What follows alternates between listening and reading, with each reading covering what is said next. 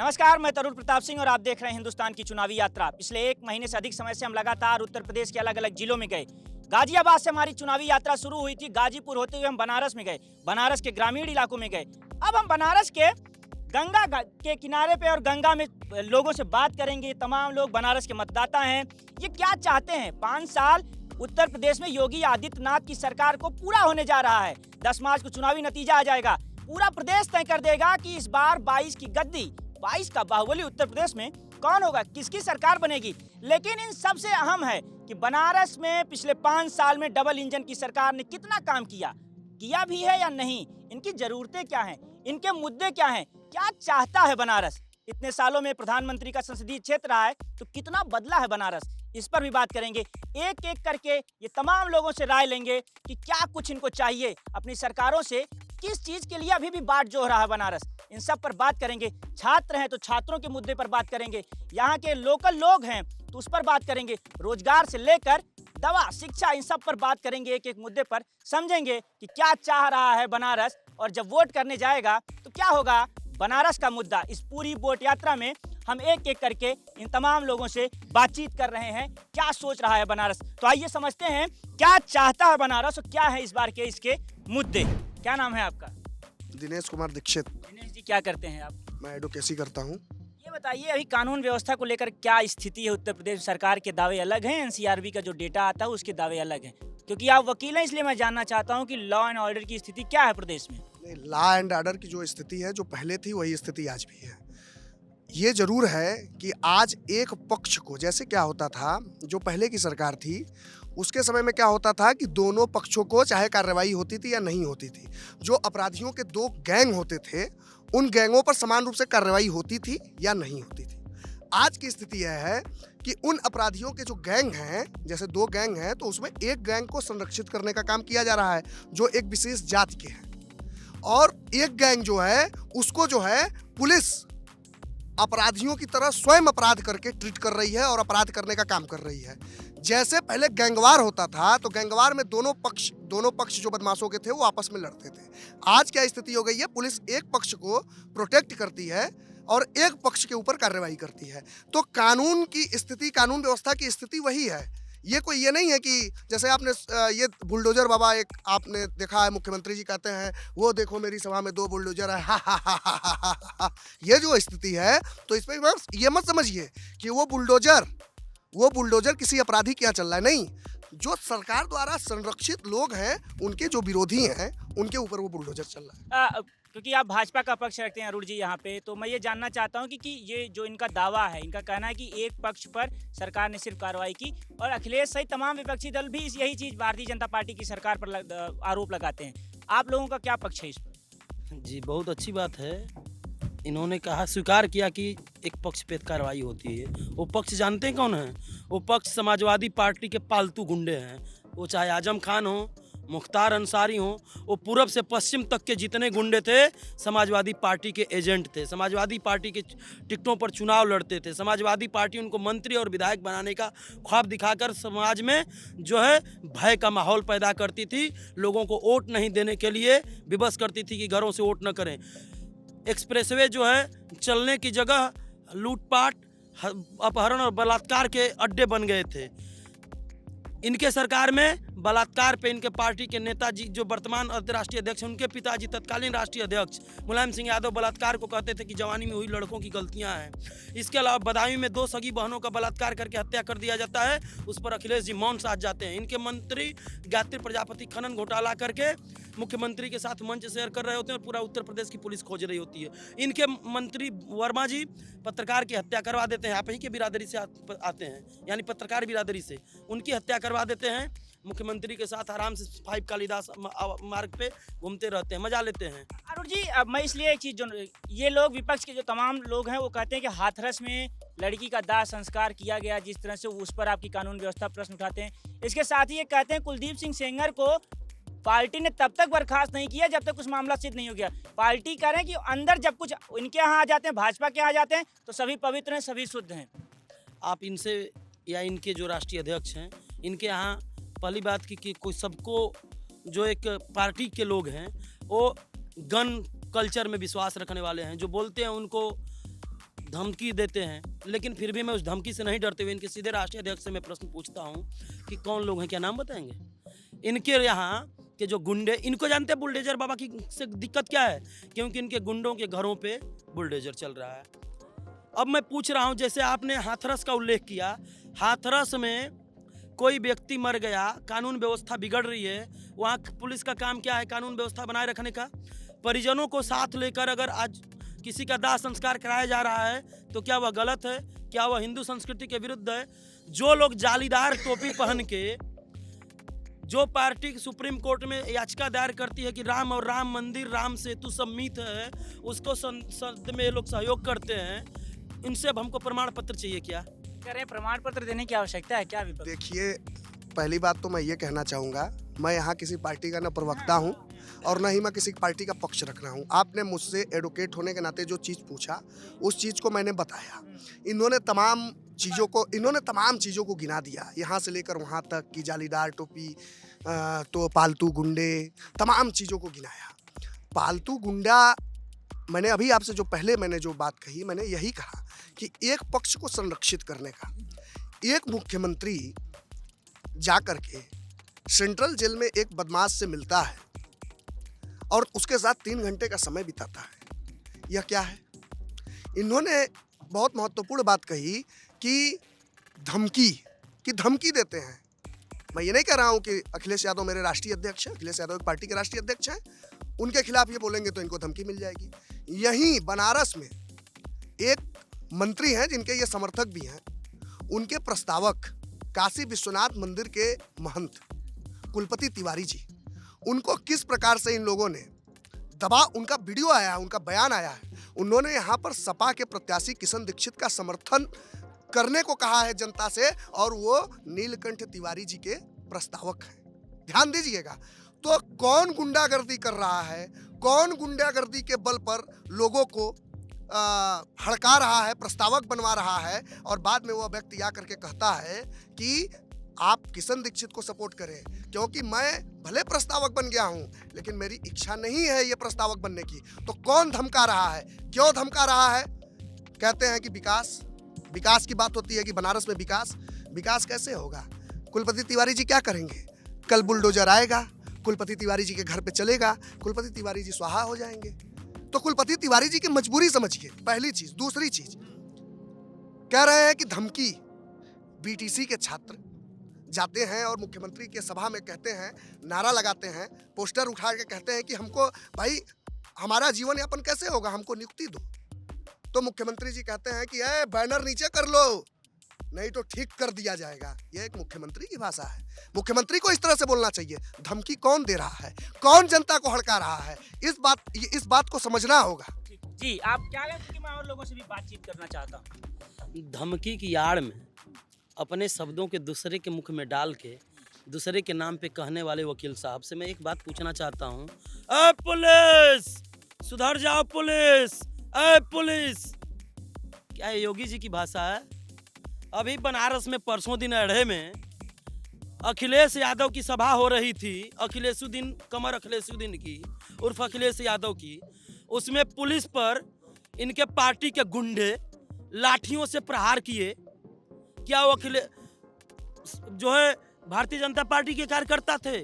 इनके पार्टी का प्रत्याशी जो कि मऊ से चुनाव लड़ रहा है, वो कहता है कि राष्ट्रीय अध्यक्ष अखिलेश यादव भैया से हमारी बात हो गई है, 6 महीना तक कोई ट्रांसफर पोस्टिंग नहीं होगा, हिसाब किताब होगा। क्या यह योगी जी की भाषा है? ये गुंडों की पार्टी है। कल रोड शो हो रहा था, रोड शो गोदौलिया से जो है गिरजाघर चौराहे से सिगरा यानी कब्रिस्तान से गिरजाघर तक का जो रोड शो था, उस रास्ते से एक भी सब व्यक्ति नहीं गुजरा, क्योंकि उसको डर था कि मैं जाऊंगा तो मेरी इज्जत अपमानित की जाएगी। सुन लीजिए, इसके बाद एक भी महिला, आप दोनों रोड शो का वीडियो, आप बड़े पत्रकार, बड़े चैनल से हैं, आपके पास दोनों रोड शो के वीडियो होंगे, आप देख लीजिए कि नरेंद्र मोदी रोड शो कर रहे थे, न जाने अनगिनत संख्या में लाखों महिलाएं बहनें जो है उसमें सभा में आ रही थी और बीच बीच में घुस के अपने प्रत्याशियों को माला पहना रही थी बिना किसी डर के, एकदम स्वतंत्रता की, सुरक्षा के, पूर्णता के भाव से कि हमको कोई दिक्कत नहीं है। समाजवादी पार्टी के रोड शो में एक भी महिला क्यों नहीं? अरुण जी, मैं थोड़ा और लोगों से समझना चाहता हूँ कि उनके मुद्दे क्या, इन 7 सालों में जब प्रधानमंत्री यहाँ के सांसद रहे हैं तो कितना काम हुआ है। और मैं आऊंगा, मैं आप दोनों लोगों को बहुत पर्याप्त समय दिया। देखिए मैं आता हूँ और लोगों से बात करते हैं कि जी क्या नाम है? संदीप चौबे। आ रहे हैं दिनेश जी, लास्ट में आप दोनों को समय दूंगा 30 सेकंड। जी संदीप चौबे। संदीप जी क्या करते हैं आप? जी मैं स्टूडेंट हूँ अभी। अभी क्या स्थिति है बनारस इन 5 सालों में योगी आदित्यनाथ की सरकार में, कितना बदला, क्या काम हुआ है बनारस में? नो डाउट विकास तो बहुत हुआ है, पर जो चीज़ें खोजे जा रही थी वो चीज़ देखने को अभी नहीं मिल रही है धरातल पर। नो डाउट कि वहाँ से बहुत सारी फंडिंग हुई है, कार्य बहुत हुए हैं बनारस में, लेकिन जिस स्तर पे कार्य होना चाहिए था वो कार्य स्तर पे दिख नहीं रहा है। जो कि अंतर्राष्ट्रीय स्तर पे इसको रिप्रेजेंट किया गया है। 2014 में इसको गूगल पे खोजे जाने वाला विश्व का सबसे ज़्यादा फेमस घाट 80 घाट हुआ, जो गूगल ने एक रिकॉर्ड बनाया था। उस घाट की दशा अभी भी पहले से नो डाउट सुधरी है, लेकिन जो चीज़ होनी चाहिए थी वो देखने को नहीं मिल रही है। तो आप जो कह रहे हैं जो विकास हुआ, जब जिस स्तर पे कहा जा रहा है उस स्तर पे चीजें नहीं पहुंच पाई। नहीं, जिस हिसाब से फंडिंग हुई है, नो डाउट कि ऊपर से पैसे आ रहे हैं, अब नीचे के विधायक मंत्री जो इसके कार्य में लगे हुए हैं, मंत्री हैं, विधायक हैं, जो अधिकारी हैं, उन्होंने उसको धरातल पे सही तरीके से उतारने के कार्य नहीं किए हैं। अच्छा, आपका क्या नाम है? जी शैलेश त्रिपाठी। शैलेश जी, आप भी यहीं बनारस के वोटर हैं? मैं भी यहीं बनारस का वोटर हूँ। अभी शैलेश जी, दो अन्य व्यक्तियों के और एक छात्र का आपने बात सुनी। मेरा विषय बड़ा क्लियर है, पार्टियों के इतर बनारस को क्या चाहिए और 5 साल में बनारस को मिला क्या है योगी आदित्यनाथ की सरकार में? बनारस में अगर आप देखेंगे तो ये लोग देख लें 17 से पहले बनारस की स्थिति को। बनारस में अभूतपूर्व विकास हुआ है जिसकी कल्पना नहीं की जा सकती थी। सड़कें यहाँ चौड़ी हुई, जो एकदम सक्रिय जो मेन सड़कें यहाँ की होती थी वो सिंगल लेन, उस पर चलना बड़ा दूभर होता था। सड़कें डबल हुई, उसको डबल लाइन किया गया। विश्वनाथ मंदिर अपने आप में एक ऐसा साक्ष्य है कि सिर्फ काशीवासी ही नहीं, पूरा विश्व देखकर अचंभित है कि ऐसा भी कार्य, अभूतपूर्व कार्य हो सकता है, किसी ने कल्पना नहीं किया था, वो कार्य हुआ है। और स्वच्छता का आप देख सकते हैं, हम अभी जिस गंगा की धारा में बह रहे हैं, इस गंगा को आप अगर आप दिखा सकें, देख लें कि जब पहले 14 के पहले यहाँ की स्थिति ये थी कि हम इस गंगा में चलते थे तो इस गंगा से बदबू आती थी, गंदी स्मेल आती थी, लाशें इसमें तैरते हुए मिलती थी, तमाम गंदगियां इसमें तैरती हुई दिखती थी, इसमें चलने का मन नहीं होता था। आज टूरिज्म बढ़ा है, इसकी स्वच्छता के कारण आज एक गंदगी आप दिखा नहीं सकते। आप खुद घूम रहे हैं, इसको महसूस कर सकते हैं यहाँ जितने लोग भी हैं। घाटों पर देखिए, घाटों पे लोग जाते नहीं थे, तमाम तरह की गंदगियां होती थी, लोगों में वो जागरूकता नहीं थी। प्रधानमंत्री जी की यह दूरदृष्टि सोच थी कि सबसे पहले उन्होंने स्वच्छता को अभियान बनाया।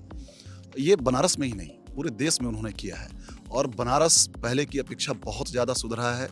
और इसमें कोई संशय नहीं होना चाहिए कि एक विज़न वाला व्यक्ति ही इस देश का निर्माण कर सकता है, अपने संसदीय क्षेत्र का निर्माण कर सकता है, और वो मोदी जी से बेहतर इस देश में कोई दूसरा नहीं दिखता है। ठीक है, और लोगों से समझते हैं जो इस पूरी हमारी यात्रा में है कि जो विज़न की बात अभी आप शैलेश जी कर रहे थे, वो विज़न कितना है, क्या स्थितियां बनारस में हैं, क्या परिस्थितियां बनारस में, आप लोग क्योंकि मतदाता हैं यहाँ के, तो कितनी सच्चाई है कि जो इन्होंने कहा कि गंगा में स्वच्छता बढ़ी, गंगा के घाट ठीक हुए हैं।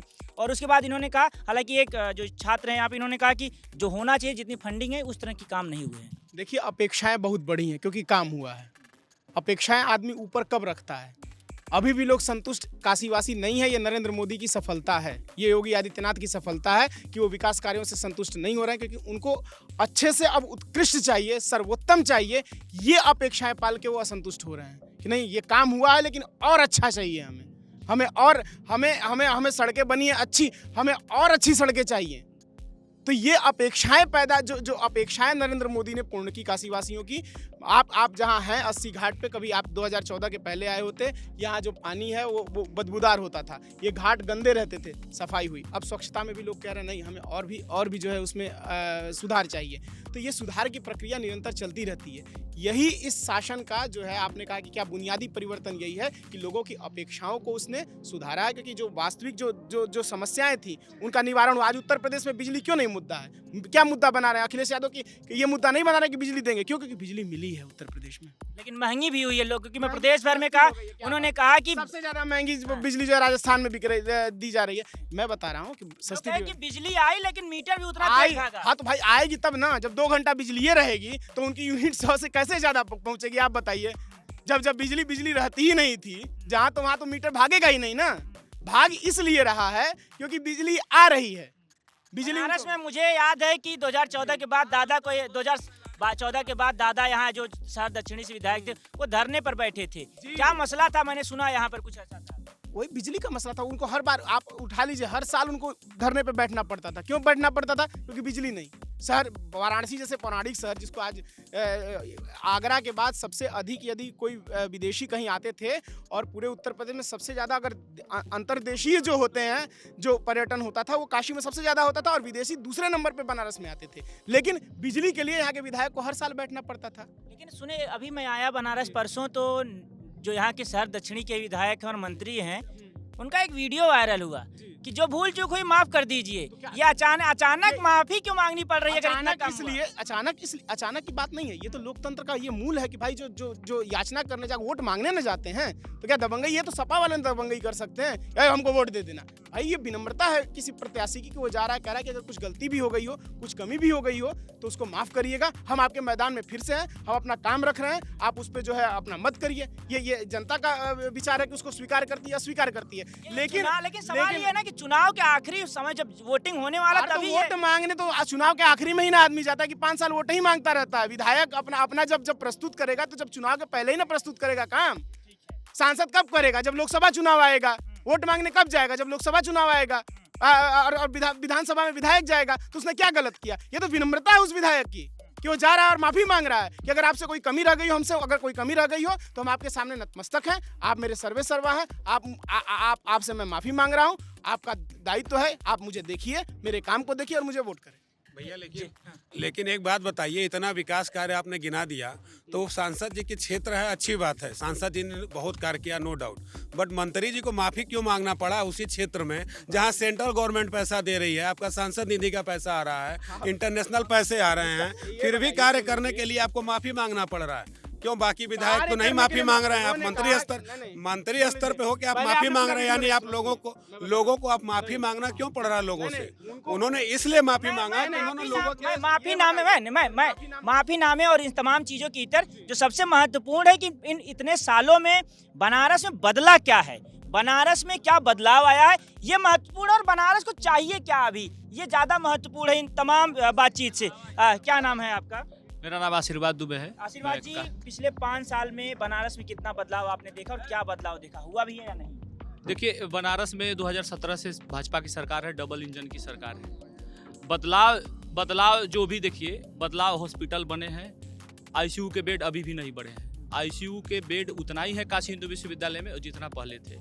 बदलाव हुआ है निजी घरानों में, बदलाव हुआ है चंद कुछ लोगों में, बदलाव हुआ है, लेकिन कुछ व्यक्तिगत लोगों में जो खास लोग थे उनके लोगों में बदलाव हुआ है। जो पार्टी की भाजपा पार्टी में ही मूल लोगों में बदलाव नहीं हुआ है। कुछ वैसे बकलोल लोगों में बदलाव हुआ है जिनको होना था, जो अपना चरण वंदन किए और उनका बदलाव हुआ है। तो जनता का बदलाव अभी नहीं हुआ है इन 5 सालों में। और देखिए, शिक्षा का स्तर देखिए, काशी हिंदू विश्वविद्यालय में जो है स्कॉलरशिप के लिए फंड नहीं है। काशी हिंदू विश्वविद्यालय में इंफ्रास्ट्रक्चर तो डेवलप हो रहा है, लेकिन वहाँ पे लोगों का रोजगार नहीं है। जब जितने कर्मचारी अभी मतलब सेवानिवृत्त हो रहे हैं, उनका नया रोजगार सृजन नहीं हुआ है। पोस्ट बहुत से खाली है। सरकार कह रही है, हायर एजुकेशन मिनिस्ट्री कह रहा है, सरकार कह रही है कि हमारे पास पैसा नहीं, आप अपने से दीजिए, कुछ धन हमसे दीजिए। आज बैठकों में जाके वीसी महोदय से और किसी अगर आपका परिचय हो तो जाके पूछिए, वो रो रहे हैं और वो कह रहे हैं क्या कि भाई साहब सरकार हमसे मांग रही है पैसा। तो सरकार जो वर्तमान भाजपा की सरकार है, वो शिक्षा के विद्यालय को, काशी हिंदू विश्वविद्यालय, Allahabad university, Delhi university, JNU university, ऐसे यूनिवर्सिटियों को आय का स्रोत बनाना चाहती है। तो अब बताइए लड़के क्या करेंगे? पहली बात तो ये शिक्षा के स्तर पे, रोजगार के स्तर पे हाई हो रहा है पूरे देश में। कन्याकुमारी से लेकर के कश्मीर तक हाई हो रहा है पूरे देश में, इनको दिखाई नहीं दे रहा है, वो लाठी चला रहे हैं। और जहाँ तक रही बात गुंडागर्दी, और ये कह रहे हैं कि हमारी महिला अस्मिता और महिला सुरक्षित है, आप सेंगर को उठा के देख लीजिए। सेंगर जी को कितना दिन लगा, इनको चिन्मयानंद स्वामी को कितना दिन लगा है? आप राम रहीम को वाई सुरक्षा जेड सुरक्षा दे रहे हैं, सुरक्षा वोट के नाम पे। ये स्तर गिर चुका है। प्रधानमंत्री आके गली गली घूम रहा है, वो उस गली में जहाँ सड़क बनी है। आइए चलिए सामने घाट दिखा रहे हैं आपको, इतना पानी लग जाता है। आज मच्छर काट रहे हैं। डेंगू की हालत क्या थी? डेंगू के बाद कोई जाना? कोरोना काल के बाद और लोग जो स्वांग रच रहे हैं कि यहाँ पे टूरिज्म बढ़ाया। आप बता दीजिए 3 साल में कोरोना के बाद कितने विदेशी आए हैं? एक भी गिन के बता दीजिए हमको। एक विदेशी आया हो तो? एक, मैं कह रहा हूँ एक दावे के साथ एक विदेशी अगर कोई आया हो ये अस्सी घाट पे तो बताइए। ये अभी इन्होंने कई चीजें कही आशीर्वाद जी ने कि नौकरी के स्तर पर, वीसी के स्तर पर, टूरिज्म के स्तर पर, क्योंकि आप भी यहाँ के हैं, तो आपने जो इनका दावा है, जो इनकी बातें, इसमें कितनी सच्चाई है? देखिए, हमारे देश में एक बहुत बड़े महापुरुष हुए थे, राम मनोहर लोहिया जी। उन्होंने संसद में कहा था, इस देश में बातें होनी चाहिए ना तो तथ्यों और आंकड़ों पे होनी चाहिए। हवाई बातें मत करिए आप, पहले करिए, बीच में नहीं बोलेंगे, पहले अंतर में देखिए, बीच में बोल रहे हैं क्योंकि आंकड़े बर्दाश्त नहीं कर पाएंगे ये। देखिए आप देख लिया आपने, फिर देखिए इन्होंने बात करी तथ्यों पे बात होनी चाहिए। तथ्यों पे बात होगी ना तो जो लोग कम पढ़ाई करते हैं, कभी अखबार ढंग से नहीं पढ़ते, रिपोर्ट्स आरटीआई नीति आयोग क्या इनकी रिपोर्ट्स नहीं पढ़ते हैं। अब रोजगार पे बात करेंगे, रोजगार के डाटा आपको कहाँ से मिलता है? आप हमको ये बताइए जरा, पूछिए कहाँ से मिलता है। सुनिए, हम बता रहे हैं, बीच में हम किसी के नहीं बोले थे, पूछ लीजिए, मेरे बात पूछिएगा। मैं आपको बताता हूँ, आपने कहा रोजगार नहीं मिला, जाके उठाकर पढ़िए कार्मिक विभाग का डाटा। रोजगार और नौकरी में फर्क होता है। पहले नौकरियां कितनी दी गई थी मैं आपको बता देता हूँ। कार्मिक विभाग का डाटा जारी करती है, क्या नाम है, उत्तर प्रदेश की कार्मिक विभाग, सरकारी नहीं होती है, सरकार का इन्फ्लुएंस नहीं होता है। जितनी नौकरियां दी गई, नियुक्ति पत्र दिए गए, हर साल जारी करता है। मायावती की सरकार में जा करके चेक कर लीजिएगा, मात्र 92,000 सरकारी नौकरियां दी गई थी। उसके बाद आई अखिलेश सरकार, मात्र 2,28,000 जॉब दी गई थी। मौजूदा सरकार का जाकर डाटा उठा के चेक कर लीजिए, 4,28,000 जॉब दी गई हैं। ये क्या आंकड़ा नहीं है? इन आंकड़ों पे बात करिए। अब बीच में नहीं आएगा कोई भी। आप बात करते हैं स्वास्थ्य व्यवस्था पे, इस प्रदेश में इस सरकार से पहले मात्र 9 मेडिकल कॉलेज संचालित थे, आज 19 संचालित हैं, 30 बनने की योजना है। मैं नहीं कहता हूँ, जाके रिपोर्ट्स पढ़ लीजिएगा। आप कहते हैं अपराध की बात, इस प्रदेश में ना एनसीआरबी के डाटा के हिसाब से उत्तर प्रदेश तब भी पहले नंबर पे था, आज भी पहले नंबर पर है। परंतु आज हत्याओं में, बलात्कार में, अपहरण में हजारियों की संख्या में गिरावट आई है। मैं नहीं कहता हूँ, आंकड़ा कहता है। आपने कहा बिजली महंगी हो गई है, बिजली कैसे महंगी होती है मैं बताऊं? सरकार एग्रीमेंट करती है जिसको बोलते हैं पावर परचेस एग्रीमेंट। अखिलेश सरकार का एग्रीमेंट था 4 से 9 रुपए पर यूनिट का, जिसकी वजह से आज बिजली महंगी है। अखिलेश योगी जी सरकार ने पिछले साल दोबारा पावर परचेस एग्रीमेंट किया है, जिसका एग्रीमेंट की कीमत पता क्या है? 2 से 4 रुपए, जिसकी आपको लागत 2 साल बाद दिखना शुरू हो जाएगी। बताइए, जो आम ग्राहक है उसकी प्रति यूनिट में जो आपने कहा योगी आदित्यनाथ की सरकार ने एग्रीमेंट किया, उसका असर कितना होगा? थोड़ा सरल भाषा में समझा पाइए तो समझाइए। सरल भाषा ये है, प्राइवेट कंपनियों से पावर परचेस एग्रीमेंट होता है। सरकारें प्राइवेट कंपनियों से बिजली का जो बिल तय करती है ना, तो उसी हिसाब से सरकारों को पे करना होता है। सरकार वो पैसा जनता से लेगी, अधिक पैसा जनता से लेगी। महंगा एग्रीमेंट है तो अधिक पैसा कंपनी को देगी। अगर सरकार ने कम पैसे में एग्रीमेंट किया है तो सस्ती बिजली होगी, वो सस्ता पर कम पैसा जनता से लेगी और कम ही पैसा फिर वो कंपनी को देगी। इस तरीके से बिजली का नियम डिसाइड होता है। दूसरी बात करी भाई साहब ने स्वास्थ्य व्यवस्था की, इसी उत्तर प्रदेश में इस सरकार से पहले आपको मैं बता दूं, कोरोना व्यवस्था से पहले नीति आयोग की एक रिपोर्ट कहती है कि उत्तर प्रदेश स्वास्थ्य सुविधाएं देने में सबसे नीचे था। पता है क्यों? क्योंकि इस कोरोना से पहले उत्तर प्रदेश में जो स्वास्थ्य सुविधाएं थी वो पुरानी सरकारों की बनाई हुई थी, लेकिन उसी नीति आयोग की रिपोर्ट कोरोना काल के बाद ये कहती है उत्तर प्रदेश हेल्थ इंफ्रास्ट्रक्चर के निर्माण में सबसे ऊपर काम कर रहा है। एक चीज आपने हेल्थ की बात की, सभी जितने भी वैज्ञानिक हैं और कोविड को लेकर डॉक्टरों की जो रिपोर्टें आई हैं उसमें कहा गया था कि कोविड की दूसरी लहर आएगी ही आएगी, जिसे तीसरी लहर का प्रेडिक्शन किया गया था। और उस समय क्या सरकार, आप भी ये देखते हैं कि क्या सेकेंड वेव में जिस तरह से मैनेजमेंट होना चाहिए था उसको मैनेज करने में सरकार विफल रही? देखिए, आप विफल नहीं कह सकते, महामारी का नुकसान तो आपको होगा।